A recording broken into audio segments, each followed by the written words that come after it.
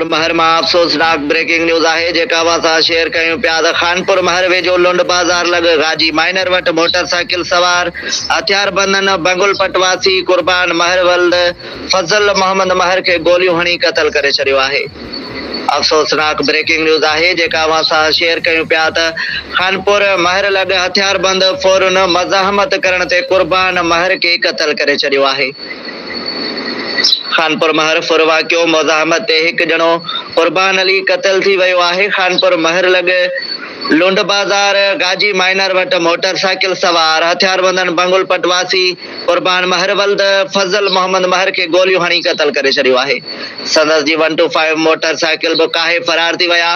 लुंड बाज़ार वेझो गाजी माइनर ते कुर्बान अली महर का मोटरसाइकिल पर जवान मुज़ाहमत कई त खेसि के गोलियों हणी क़त्ल कयो वियो आहे। वाक़े वारे हंधि खानपुर महर पुलिस पहुची लाश के खणाए पंहिंजी तहवील में वठी अस्पताल मुंतकिल कराए छॾियो। ओॾां वरसन में ख़बर पइजण ते घर में कोहराम अची वियो आहे जॾहिं त ॻोठ में सोग जो माहौल छाइजी वियो आहे। नाज़रीन, सिंध आवाज़ न्यूज़ के यूट्यूब ते ॾिसण लाइ मथे ॾिनल लिंक खे खोले सब्सक्राइब करियो सिंध आवाज़ न्यूज़ यूट्यूब चैनल ऐं रहो हर ख़बर खां बाख़बर।